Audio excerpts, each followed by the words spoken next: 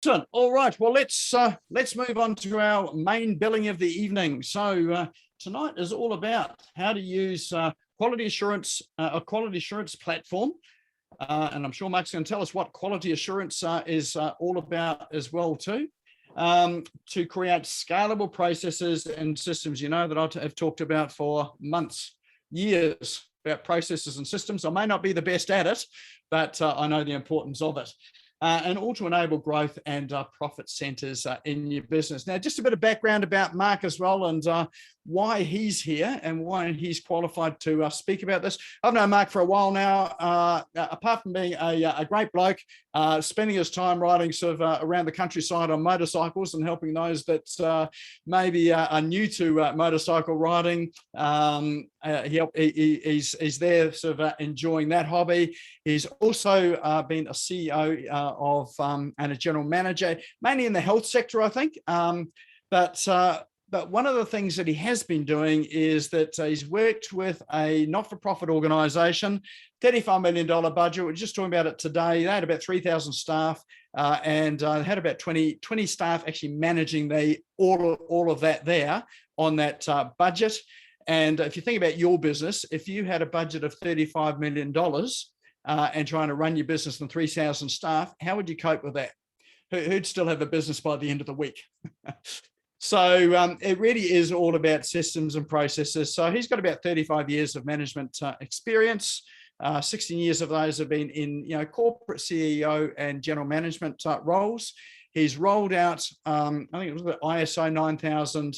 Well, there's a 9 in front of it at least anyway. Quality. So he's going to talk to us today about how we can use some of those same processes in our small businesses and medium businesses so that we can do things like walk away for a week, a month, 6 months, and the business still functions and processes without you needing to be there.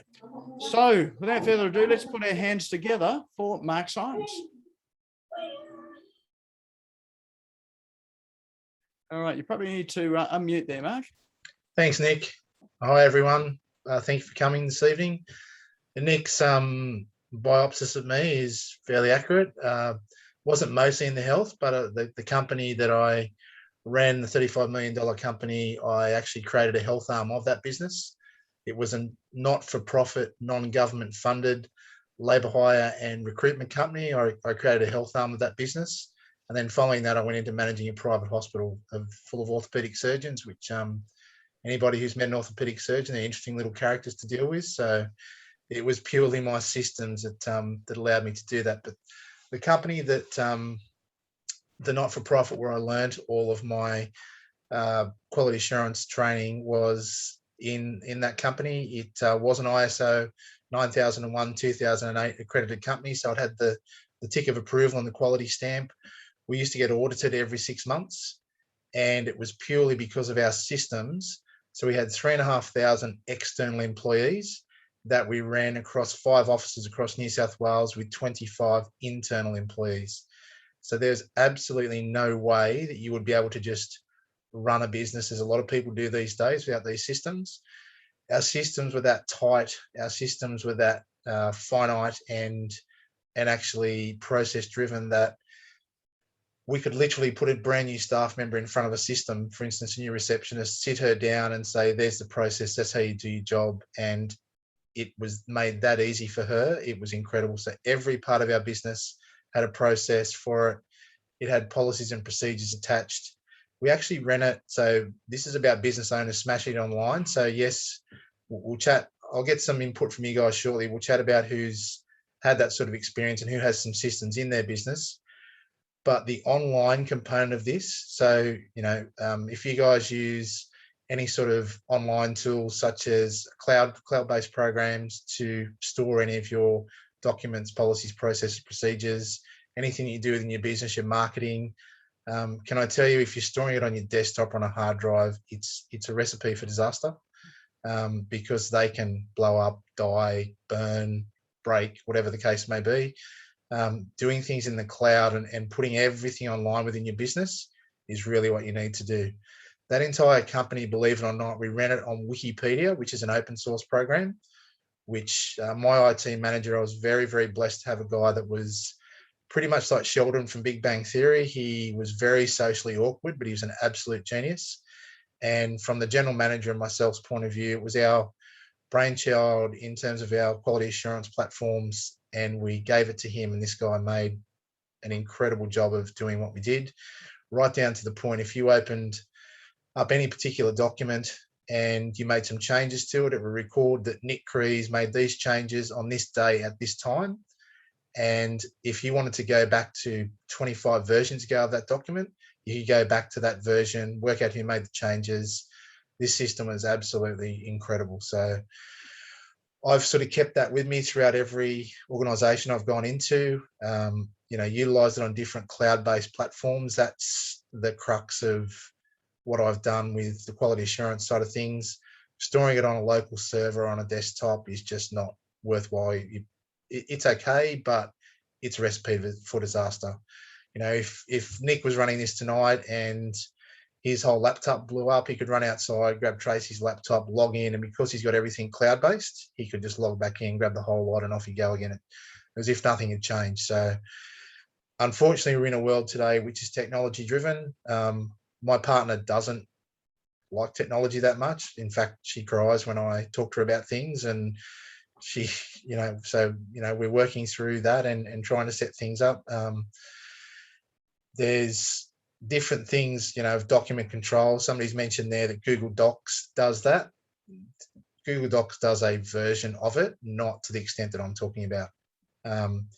There's, different programs that do different things, and there's many out there, but if I can get some input from you guys, and if you want to just put your hand up and unmute yourselves, has anybody here got any sort of quality assurance or any processes and platforms in place that they might want to share and what they do?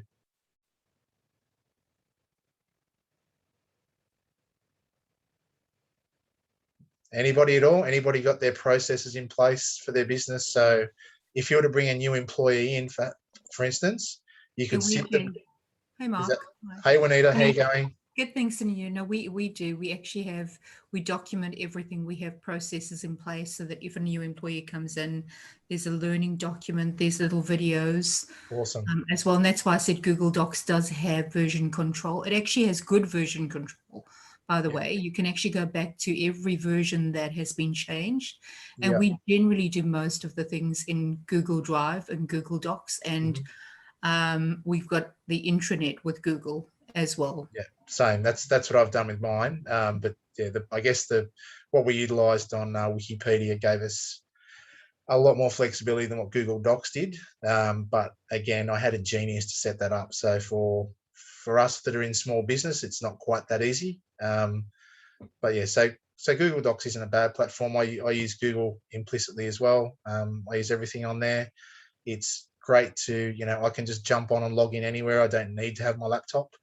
I can jump in on my phone. I can do all sorts of things without having to worry about carrying documents around with me or storing things on desktops or anything like that. So is there anybody else that has any sort of experience in that's got their processes recorded? Just to clarify, I was actually the Kaizen Capability Manager for BNZ. So that's part of my whole background. Okay, great. Yeah. That's excellent. So you would have been audited on a 6 monthly basis then, Juanita? Yeah, pretty much, yeah. So we had to have our processes and things in place. So yeah, that is my background. Yeah, so as an ISO accredited company that has that tick of approval, we were audited every 6 months, and pretty much they would not let you get through without some sort of red mark against your name. Every time we went through accreditation, we got through every single time. And again, purely because of the systems we had in place. So when Nick's talking about scalability, who is in a position where if they unfortunately became unwell, they wanted to go, if we could travel again, they wanted to go to Europe for 6 months, who could set their systems in place and bring in somebody else and say, here we go, this is how we run the company and I'm off? Who could do that?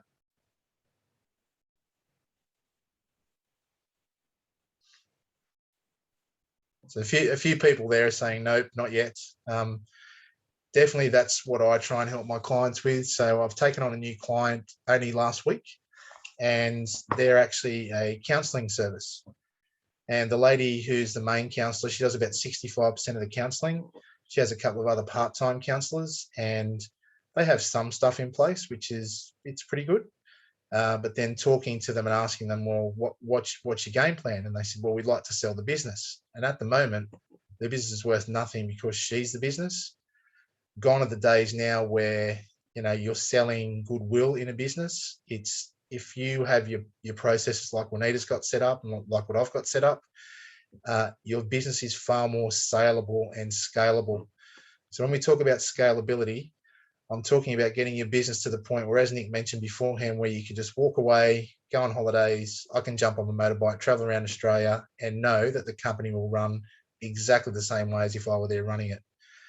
And even to the point of getting it ready to, so what I've suggested to these folks is we get all their stuff ready, we get all their processes in place, their policies, their procedures, so that the lady who's the head counsellor and the owner of the business, they want to step away in a little while, and they want to start traveling and going away in their camper van, so that they can actually do that. We get everything in a row, and I get them to the point where there's a gentleman on the top of the screen that's sitting right next to me, Mr. Colin Mackey. He's actually been doing franchising for 35 years. What this man doesn't know about franchising is simply not worth knowing. So he's been doing that for as long as what I've been doing quality assurance stuff. I would prep everything ready to hand over to Mr. Mackey, and I would say to these people, my job's done here. You now need to speak to Colin Mackey, and he could turn their counselling business into a franchise arrangement. They could bugger off in their camper van, sit there, watch the sunset, have a glass of red wine at sunset every night while the business continues to earn money for them. So that's what I talk about scalability through processes and using your online and your cloud-based programs. And it's just, someone's mentioned, Tony, that I dream about having that in place, working on it. Actually, as Nick and I spoke about beforehand, or as he said in the promo earlier on today, if you could just calendar a couple of hours per week to start documenting all of your policies and your procedures and your processes, it's amazing after, not too long a time, there is 52 weeks in the year, how quickly you would get all of that together. And yes, not everyone's experts in putting together quality assurance processes, and that's where you need the help of someone like myself or Juanita when she was doing that work. But it isn't that difficult to document everything you do. So if something were horrible to happen, if, unfortunately, if you became unwell and your processes were already documented and you had it in some sort of format that you could sit somebody in front of and say, hey, here's how I run the company, then your company will continue and you don't end up going bankrupt. And that's... Mark, can I... Sorry. Sure. Forgot my video was not on. Mark, I come from health experience, and I used to do accreditation for small hospitals and day surgeries. So are you talking about similar systems but for your business? So you know how we would attach certain policy and procedure to a certain criteria. Can you set your business up that way? Absolutely, 100%. So obviously... Okay. Not the scale, Tony, of a hospital, and I ran a private hospital for 3.5 years. And as you know, they're administration heavy, and just for a good reason, which is, you're dealing with people's lives. So I understand why we do that. But yes, the same theory exactly. So if Tony wasn't at her business, you could have that platform in place. You could easily get someone in, and you and your husband say, you know what, COVID's over. We're off to Europe for 6 months. Here's how I run the business. Goodbye. We'll see you later. Don't call me unless everything's on fire. So So if I follow some of those principles that we used in health, but make them about my business, I'll be on the right track. Yeah. 100%. If you've had that experience, then that's, quality assurance in a hospital, there's not much better than that.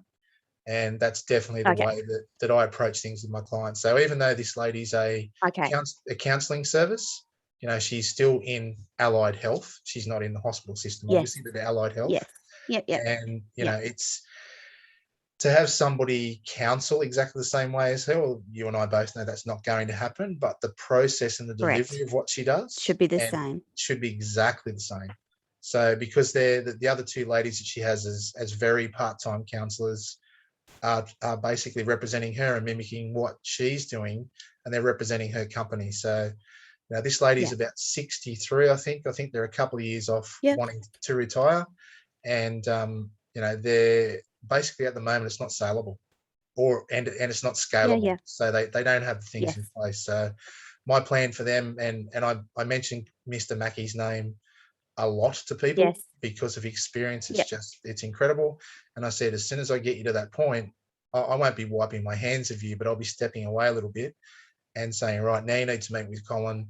You need to talk about what he can do, so you guys can go and you know, go and play and semi-retire and still make an income while doing that. Okay, cool. Thank you. Sorry to interrupt. That's okay. That's fine. Does anyone else have any questions while we're going? That's fine. No? So Mr. Crypto Brownie, who's there, who's another gentleman who is at the top of his game with what he does. He's incredible. I've just started doing some work with Greg, and his products are amazing. What he does is quite different to the rest of us. A lot of people think crypto is the devil, and it isn't.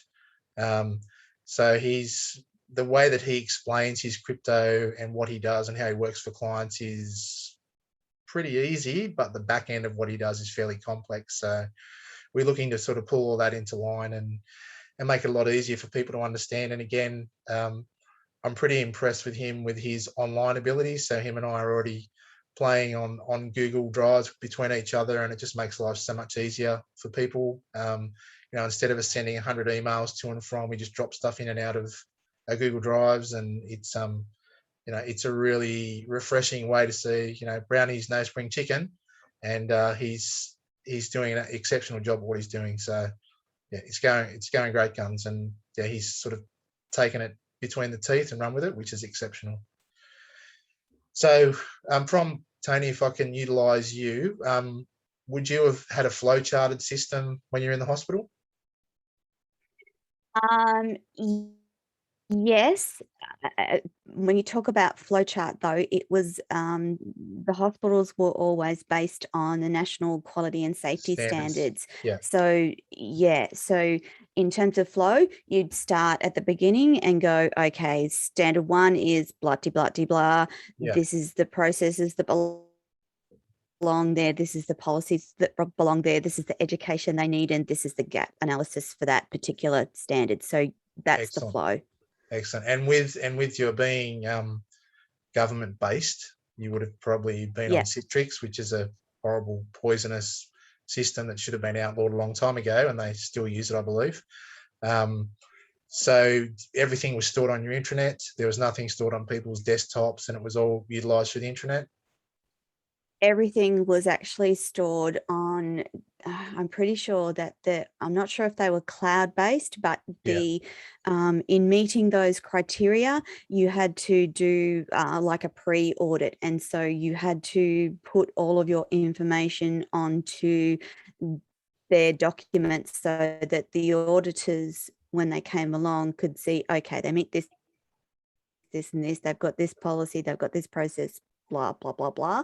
So I don't know if it was cloud-based, but it almost would have had to have been, I'm thinking. Yeah, it would have, if not, it would have been. So CITRIX it's an older program that before clouds are around. CITRIX sounds familiar. Yeah, it's a pain in the neck, but it actually, for large organizations like the government, it works. So there's much better these days, but CITRIX was in its day, it was the standard. So and that allowed, particularly if you're within the public system. So I was fortunate to be in a private hospital, even though it was a group of most 7. Of my work was in the private as well. Okay. So so it's a little bit the easier. The national standards apply to both public and private. So Correct. the standards stayed the same. The way that you meet them sometimes is a little different between public and private. Just a little bit. In fact, I think private did it better. Oh, private did it much better. Private did it better. Yeah. Much better. And they had more money for better systems and so forth and so on. So it made it a little bit easier, definitely. How about yourself, Juanita? did you approach your quality assurance? Sorry, yep. Sorry, I was just busy on another call. I apologize, Mark. So just quickly, obviously, flow charting, processes high level and then processes lower level, having a look at where the gaps are, and then documentation for each process, and anything that you could automate, obviously automate. Yes. That's in a nutshell, right? So yeah. 100%. And was there, did you, in those days, what platform did you use? They were banking platforms. Banking. So they're in internal banking systems. Okay. Yeah. No, the banks only use the internal systems. Yeah, exactly. And they get audited quite substantially. Yeah. We're audited every 6 months, and while painful, it keeps you honest and makes you keep everything up to speed and keeps your standards high. So I think that's probably the difference with the small business, because obviously, you run your own business, you pull in all the things that you've learned. So I've got the processes in place, high level, low level, documentation for processes and things like that.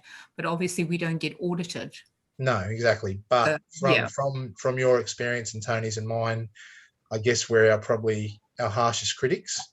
And so we stay on top of that anyway. So it's like, if you can get into the habit of it, and you can understand the importance of it, and you can understand how much you save by having everything in place. So if you get somebody new coming in, even if they're working with you for 2 or 3 weeks, there's a document, you give it to them, you say, here's the document, here's some videos that you can watch, you can 100%. Do the work. It's really straightforward.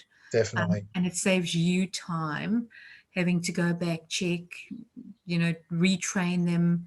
So it's pretty awesome if you can get into the habits. 100%. And I couldn't agree more. That's exactly what we did. So with so many external employees, 3,500, to do that with 25 internal employees, where the majority were actually in head office in Newcastle, it was no mean feat. But I literally sat a brand new receptionist down in front of a process where we had about 30 to 40 new employees come in one day for full interviews, pre-employment medicals, functional assessments, drug and alcohol screening, psychological screening, and induction. So it was a 4 to 6 hour process. And I literally sat her down. She'd had previous reception experience, but not in our industry. And I said, there's the flow chart. Every part of the process had hyperlinks to whatever the document, and as Juanita said, or the videos for the induction, for the processes, for the policies, for the handouts, for the handbooks, for everything they required. And she just said, wow, this is really easy. And I said, well, if you follow that, it would be that simple for you. It won't be funny. So that girl picked up that job in a week. It was as if she'd been there for 6 months. It just made it just so much easier for her. It was dramatically easier for her to run things. So it's definitely something that we can all do. And as I said, if you just schedule some time in your calendar once a week, an hour or 2 hours, where you could actually start documenting your processes, then you can get somebody to help you put it all together. But I can assure you that once you do that, it's going to make a dramatic difference to your business. And you revisit that every now and then. Just a show of hands, who here has a business plan? Okay, how often do you guys review that business plan? Yes. How often do you review it? Every quarter. Every 6 months, every quarter? Great. And for a small business, that's not too bad. Realistically, we should review it at least 3 monthly, if not monthly. But again, being sole traders, as most people in this room would be, that's a little difficult. But it's something that you should be doing. What about budgets? Has everyone set their budgets for the new financial year? So budgets are another thing. If I can just share my screen with you guys for now, and I'll just show you, just give you an example.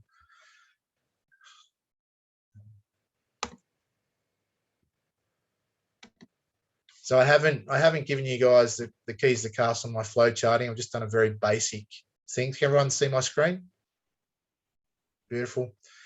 So just things like a business plan. So again, this is just utilizing my Drive and my platforms to access this. Instead of going looking for it, it's right there. I've got a brief template, but I've also got a business plan template. I can just go straight into a client and open up that template. And this is blank, of course, because it's a template. And we just work through that, wherever it's gone.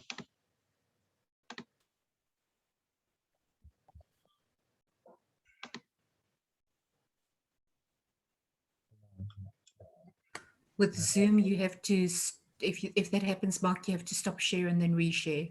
Yeah, okay.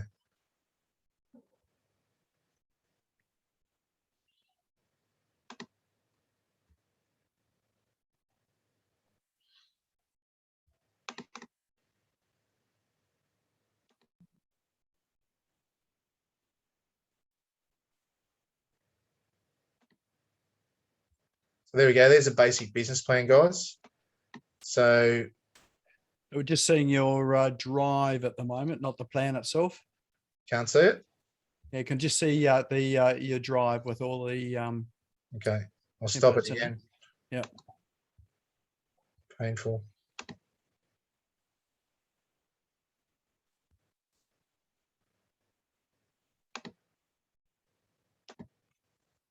Everyone see that? It's just loading up.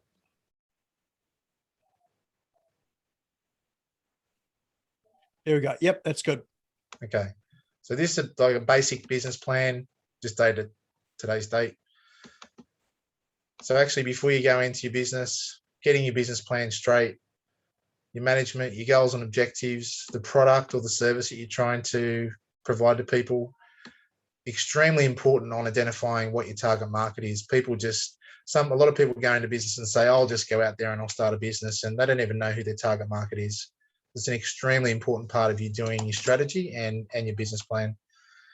Getting your pricing right, checking your competitors out. So actually researching the competitors. So when I first started in VX, I've pretty much checked everyone out, especially Mr. Cree, because him and I have become good friends now, and what Nick does is pretty incredible. So I'll always research companies. I had 636 clients in Newcastle in that big company, and I'd always research a new client before I go into them. So checking out your competitors is a really, really smart thing to do.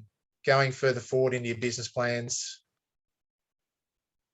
what your company's goals and objectives are, how it will be structured, company management structure, your organizational timetable, your assets, your products. It just goes on and on. So it's only a brief plan. Competitor analysis, what your staffing is. It's really, really important that you get those sort of things straight and you get them right before you start basically embarking on your business. Other things that you might look at in terms of in the cloud-based side of things is, if I can just go back to that document and we'll share again.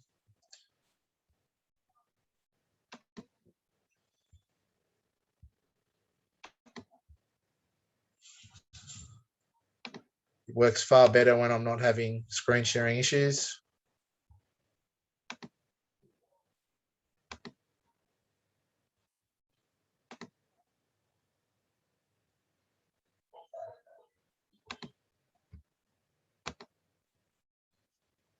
You got that, Nick? Is that coming through, Nick? That there is your Word document at the moment. Yep, beautiful. No, it's the it's got business plan, budget, SWOT analysis. Yep, beautiful. Cool. So everything, what I'm trying to demonstrate here is, even though I've got screen sharing issues, everything in mine is stored in the cloud. It's not actually, I've got a desktop folder. That's what's saying desktop, but everything's through to my cloud. I don't store anything locally at all, because at any given time, as Nick said, I travel the countryside on my motorbike. I think I did 800 kilometers traveling to and from clients last week on my bike. I'm addicted to motorcycles. I've been riding since I was 5. If I happen to have my laptop fall off and smash to pieces, I'd just go and get another laptop and I'd log straight in, and nothing would be any different. So, doing things like looking at a SWOT analysis with your business, and just let me know if this shares, Nick. If it doesn't, I'll stop it again. Yeah, you'll have to stop it and then share it again. Okay, cool. I'm sure Mr. Brown, you won't mind if I actually show the SWOT analysis that we did on you.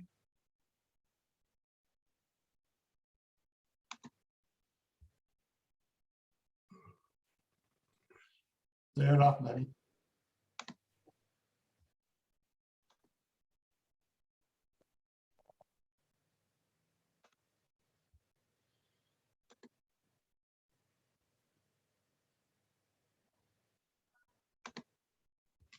It's not sharing, guys. I'm sorry, I don't know why. It's just not opening up. It's pretty hopeless. I can see it, but you can't. It's gone straight in. I apologize for that. But one of the other things that's really critical that I would do, and again, do it through your online platforms, is, can everyone see that? Hopefully. Not yet. Not yet. Okay, I'll try again.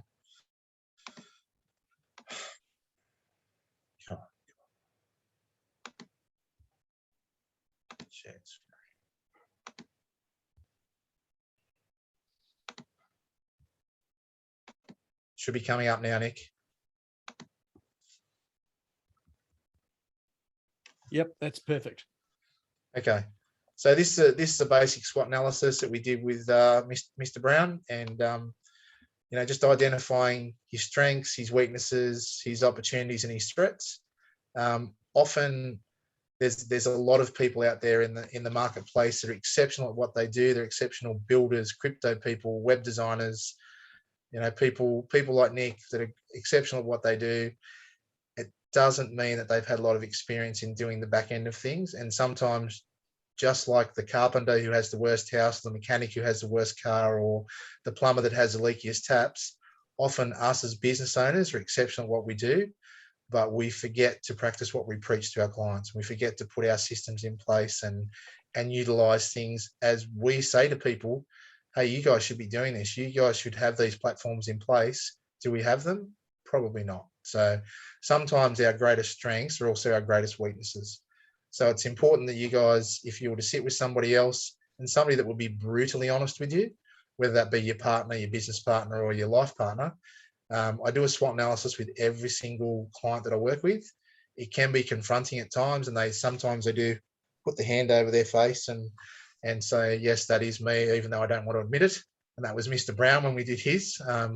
So, you know, it's there's lots of opportunities for people out there. There's also lots of threats. And look, everyone in this room or on this Zoom has some great strengths, but we also have weaknesses that, if we're honest, we need to be brutally honest with ourselves and say, hey, I can do a little bit better with those things. But again, this is something that, yes, it's a spreadsheet, but it's all online. I don't do anything manual.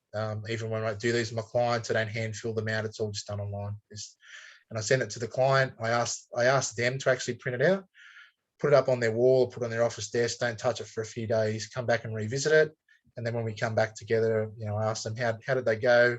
What did you think about that? And you know, Brownie said to me, oh, Yvonne said this, and this, and she agreed with this. And there was a couple of other points. And, you know, it's a really good way to sort of assess your business. So there's many other things I can show you, but as the sharing's becoming a problem, I probably won't show you through the systems. You get the basic idea of how it works. Again, for scalability in your business, for marketing, so some of the programs that Nick delivers here weekly are exceptional. There's many programs that you can use for your social media, for posting to social media platforms. There's some ones that Nick and I were speaking about today, like Buffer, or you know, different things like Airtable, which is actually Excel based, Laser. There's some other ones that, and I won't tell you what other clients use. The Crypto Brownie, he uses a couple of different ones, and I'm doing a bit of a project at the moment to see for my clients what are the best ones to use, so they can actually advertise on social media, but instead of having to do individual posts across all the different platforms and having to do them on a daily or weekly basis, they can be all scheduled, go across multiple platforms. And again, it's about using what's online and what's available to you to actually make your business more efficient and more effective. So yeah, there's Juanita's putting some up now. When I know Juanita does similar things, what I do to clients, Sprout Social, Meet Edgar, Hootsuite, that's another one Nick and I spoke about. So there are many, many online tools out there. And if I can, you know, basically impart anything as well as the quality assurance side of things onto you guys, use as much online platforms as you can. That's going to set you up for efficiencies, but it's also going to set you up if you've got all your ducks in a row.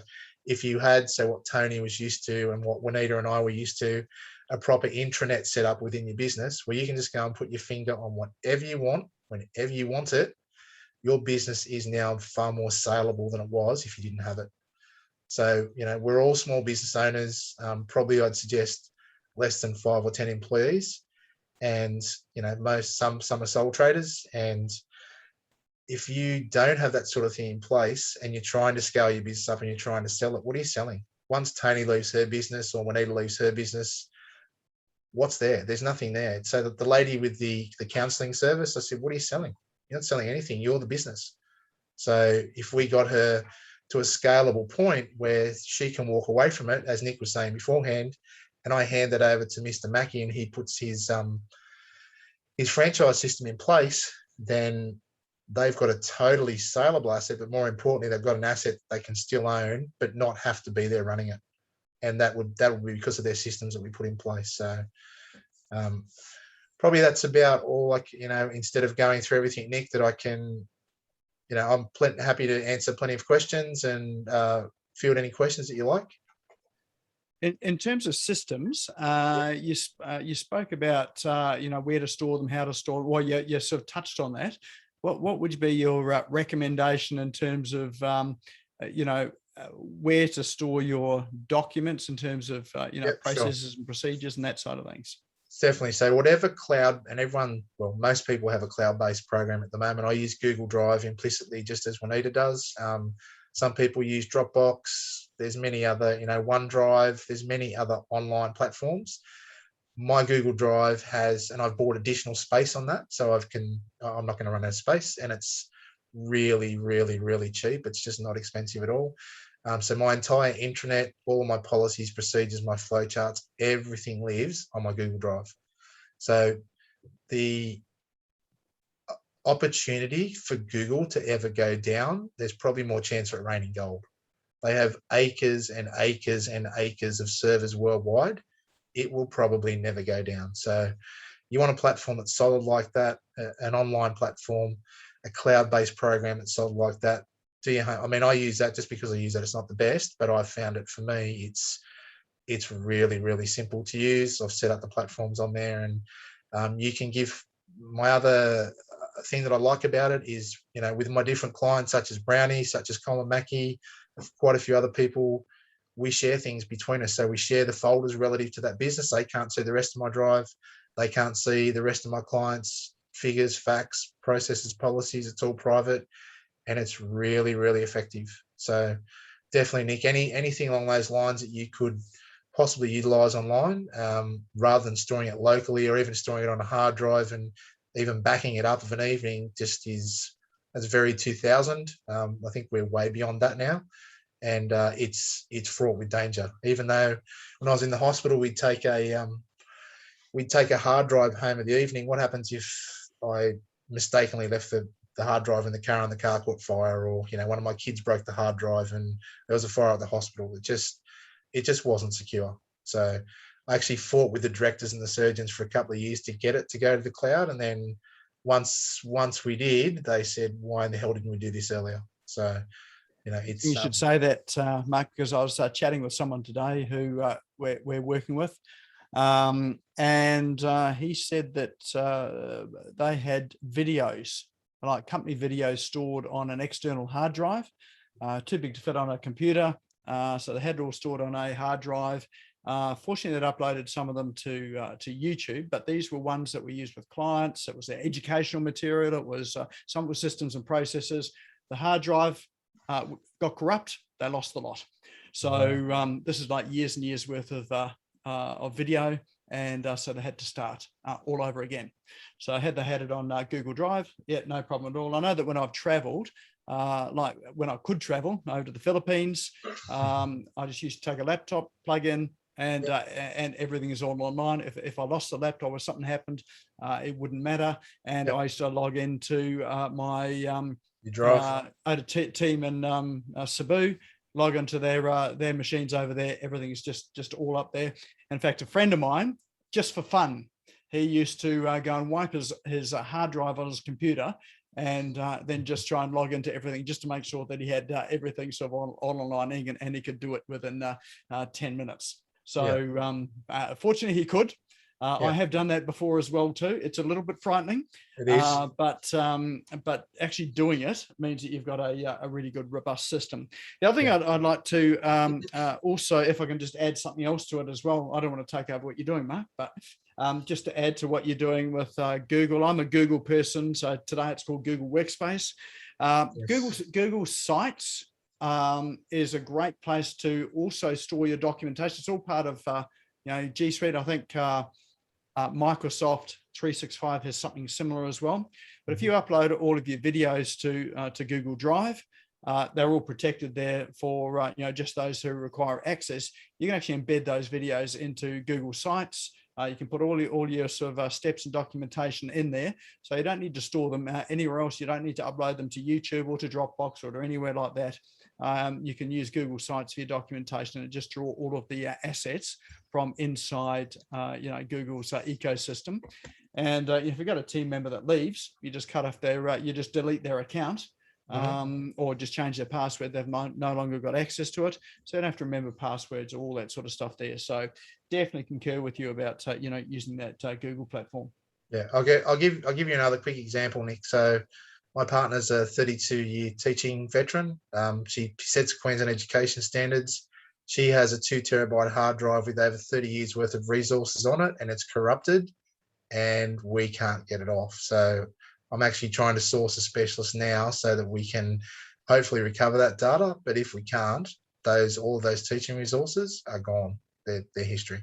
So had that have been on the cloud program, again, as Nick just said, the whole world could have blown up. We could have gone and bought another PC, logged straight into a Google Drive, and it would have been there. So yeah, I can't, if nothing else from tonight, even if you don't go and do your processes, I strongly recommend you guys get all of your ducks in a row and get it all onto a cloud-based program somewhere.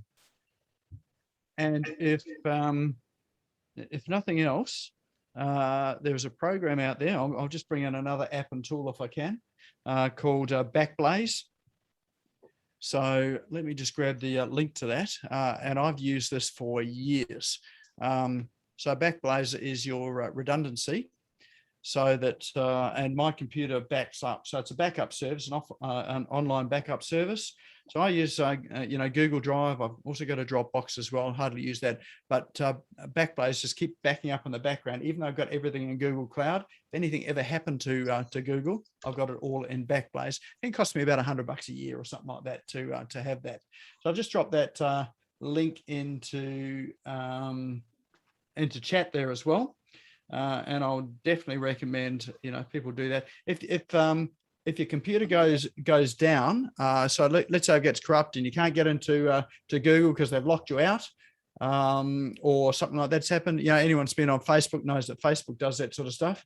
Then you can just contact Backblaze. They'll send you a hard drive with all of your information on. You can sort of upload it to your computer, to the cloud, to wherever. Send the hard drive back. They'll refund it to you, and you've got all of your information. So that's a double redundancy backup. So anyone's using media files, really important, I think.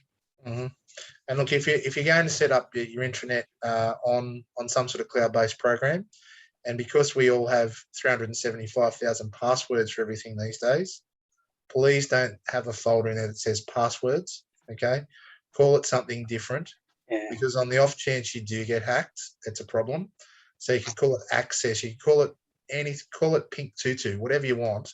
Don't call it passwords. Okay, protect your passwords, because we all have a lot of them, and once they get in, I've actually, before they listened to me at the hospital, before we went cloud-based and before we had a higher level of security, we did get hacked, and they tried to extort us for all of our data and wanted quite a bit of money for it. So yeah, absolutely.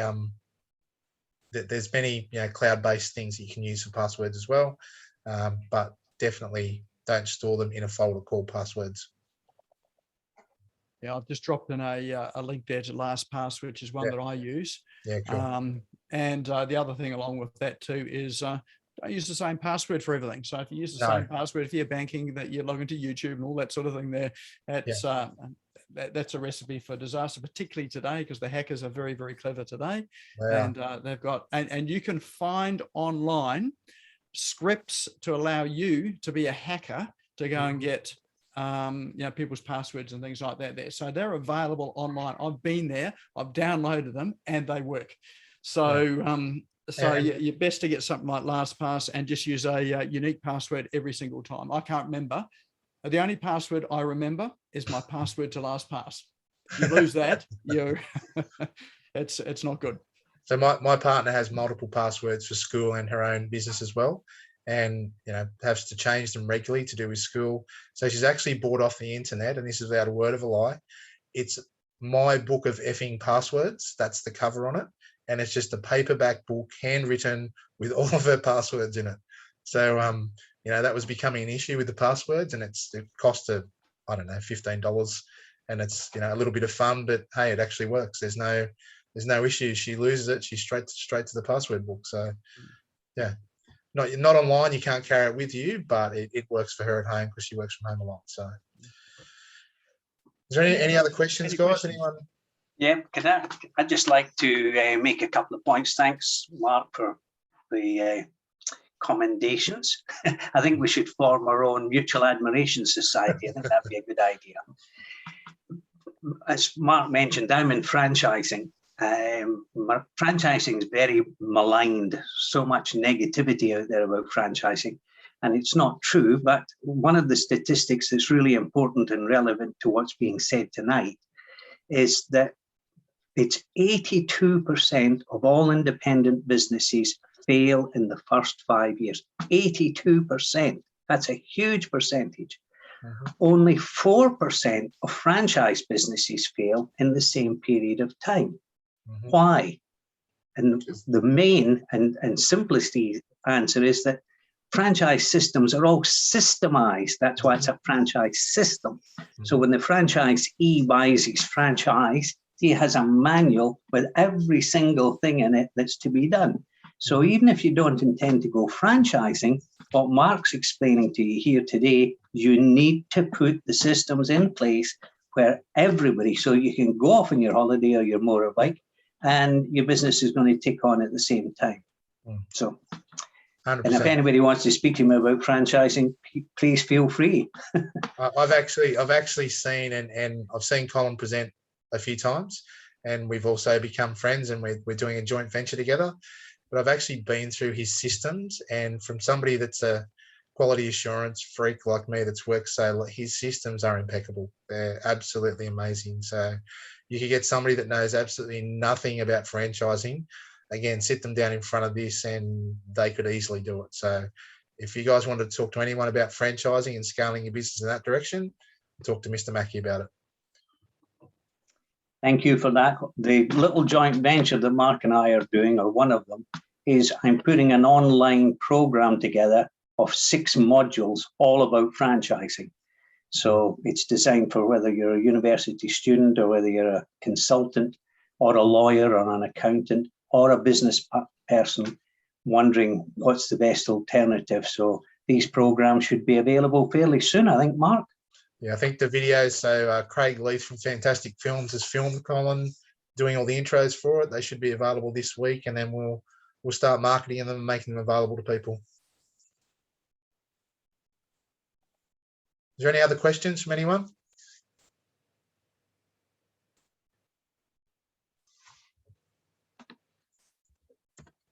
Back over to you, Nick. All right. Well, I think sort of everybody's sort of now thinking about where do we start?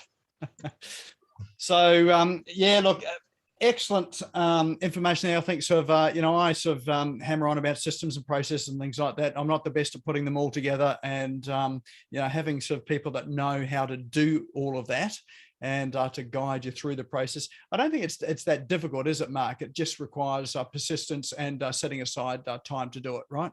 Yeah, absolutely. So putting that time aside, as Nick and I spoke about earlier today, even if you just did an hour a week, I mean, that's probably not enough, but it's better than nothing. If you were to do 2 hours a week, let's be honest, we all don't have the amount of systems that Tony or Juanita or I had working in the corporate world.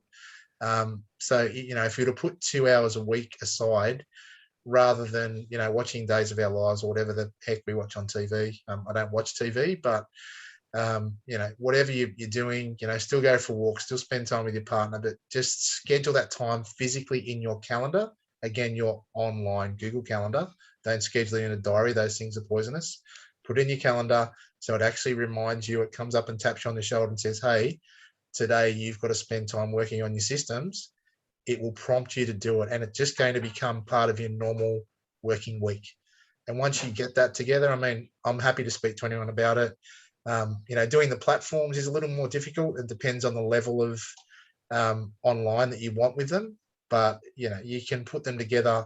I've got some fairly good flowcharts, templates that you can utilize, and again, once you do that, then for you guys to scale to get to the point where you either expand exponentially or you want to bring other employees on, as Juanita said, it makes your life so much easier. You're not spending time wasting, not that training is wasting people, like wasting your time, but you could be spending your time far more productively rather than sitting there running through processes and procedures with people. So excellent. That's it. Any last questions? 1, 2, 3. No, done. All right, let's give Mark a massive round of applause for sharing his wisdom and information tonight. That's been awesome. So that's given me a bit of a kick up the butt to go and do a few more things and book in a bit more time. Actually, I spent 2 hours this morning creating a system. I'm really excited about it as well too. This was anyone here use Zoom and wonder how to get, if you're using Zoom meetings, wonder how to get your people that register into your CRM, because Zoom doesn't have an integration to do it. No, they don't. You can't sort of do it through Zapier or whatever, but I did do it through Zapier today. So it took me 2 hours to create an automation for that, which means that Lorena, who's on here, doesn't have to go and export it all out, export the file out as a CSV, go and import it into the CRM, tag it and all that sort of stuff. So I now have the automation that pulls it out of Zoom and into your CRM, even though they don't allow you to do it. So if you want to know that, just shoot me the message and maybe I'll do that one day. So yeah, but yes, those systems are great. We worked out that's probably going to save about, what do we say? It takes about 10 minutes to do all that there. So do that every week. That's 520 minutes to do it. So that 2 hours that I spent doing it has saved well more than that sort of time. Doesn't sound like a big thing, but it makes a massive difference if we go and do one of those a week. If we do that, so one of those a week, that's 5,000 hours a year that we save. All right, so we do have a prize draw for tonight as well too. So Mark, what have you got for us? You probably need to unmute because we're reading your lips at the moment. Okay, sorry about that. So I've just donated to Nick a voucher, so 2 hours consulting with me. So my corporate rate, I usually charge $315 an hour plus GST, so it's $630. We'll do a full SWOT analysis on your business. So Ron just asked where would I start as a new business? That's the place I would start. I'd do a full SWOT analysis on your business and see what you actually required. We'll pull it apart. I will be brutally honest. I won't be horrible about it, but I will be honest with you and say, hey, you probably need to pick your game up on this and you need to adjust this and do this a little differently or whatever the case may be. But it will actually force you into looking at your entire business and what you are doing and what you're actually not doing. So awesome. Yeah, I've given that to Nick for this evening. So happy to work with anyone that wins that. I'm happy to give it away as the door prize because I'll be too frightened to go and see Mark and sort of get him to expose what I'm not doing. I already know what you're not doing. I know you do. All right, so all of our names are in the wheel of names here. So let's see who our lucky winner is. Spin the wheel.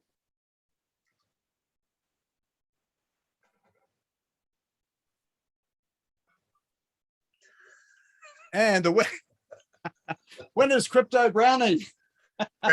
Can we do another spin? He's already got me. Since he's already got that, yeah, we can draw it again. He's already got me for free. I love you so much, mate. More time with you. How funny.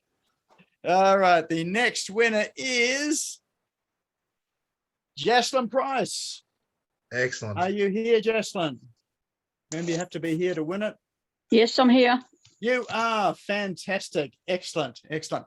So if you just open up chat there, just drop your name and details into Mark. There's a little 2 box there. You can find Mark's name in the 2 box in that message center there, and then you can just shoot him a message with your details so he can be in touch. And we've also got Aldrin, who is here, and she's got a couple of tickets to give away too. What have you got? Something to give away, Aldrin? Tell us what it is.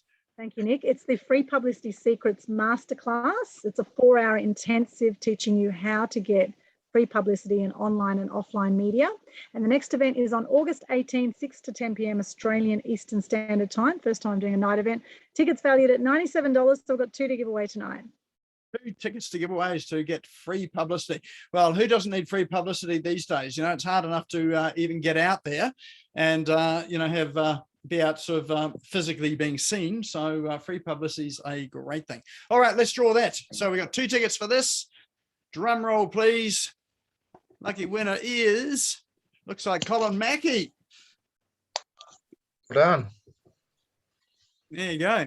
I've already done this course, which was brilliant, and anybody who's not done it needs to do it. Can I resubmit this again for someone else? You can indeed. Yes, I remember you winning this before.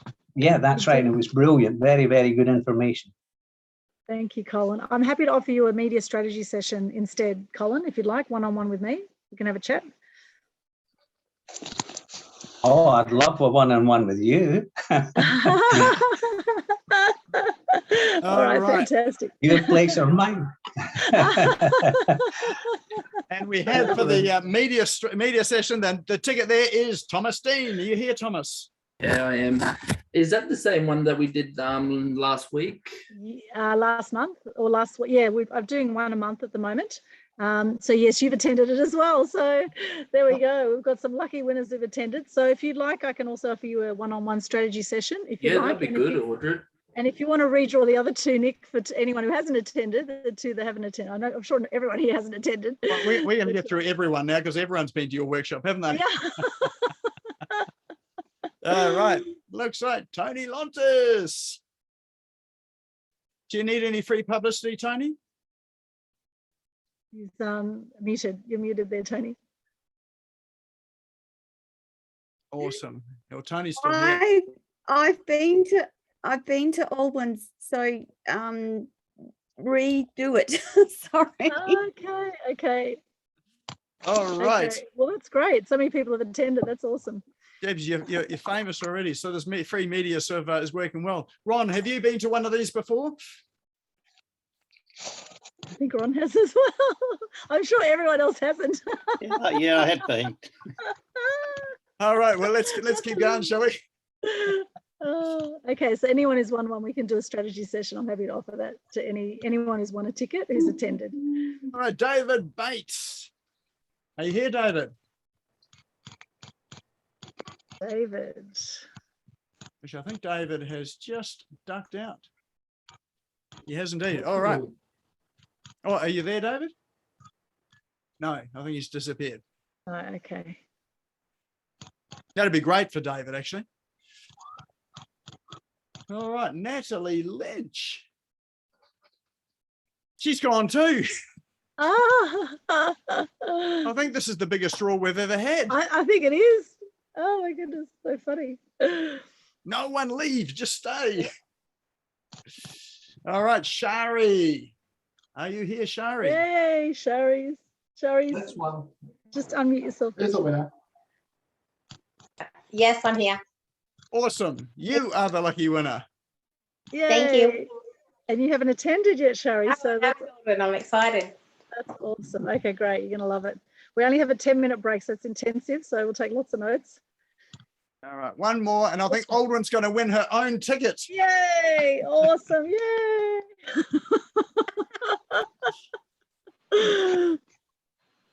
Oh, classic. Crazy. Okay, so crazy. Shari, Here I'll we send go. you the Zoom link on Messenger. Thank you. And Nicholas G, are you here? Yeah, I am actually, yes. You're there. Fantastic. Have you been to one of these? I don't think so, no. No, Excellent. I have seen Alwyn speak before, but I've not been to one of these sessions. Awesome. Oh, well, you're in for a treat. So workshop is really good. I've done it. So lots of people have done it actually, and it is good. And I got free publicity. Well, I keep on getting free publicity, so it's all good. Excellent. There we go. There is our draw for the night. That is business owners smashing it online for another week. We'll be back here, same time, same place. I guess we're not going anywhere because we're stuck inside these days. For another topic next week. Let's give Mark another big thank you for sharing with us tonight. And if you want to get in touch with Mark, what's the best way to get in touch with you? I'll just dump my details in the chat, Nick. Okay, so he'll throw his details into chat. Remember to save the chat before you leave by clicking the three little dots in the bottom right-hand side. There we go. So just wait until Mark's dropped his details in there. Just remember also, if you're interested in that new crypto coin that's been launched supporting the Wish charity, that's on Sunday. That link is also in chat. So I'll be there. So I'll be curious to sort of see what it's like to be on a crypto launch and to learn a bit more about it. All right, well, that's a wrap for this evening. Go and have a great evening and look forward to seeing you online again, seeing you back here next week or wherever we happen to be in this Zoom world of ours at the moment. Take care and we'll see you next week.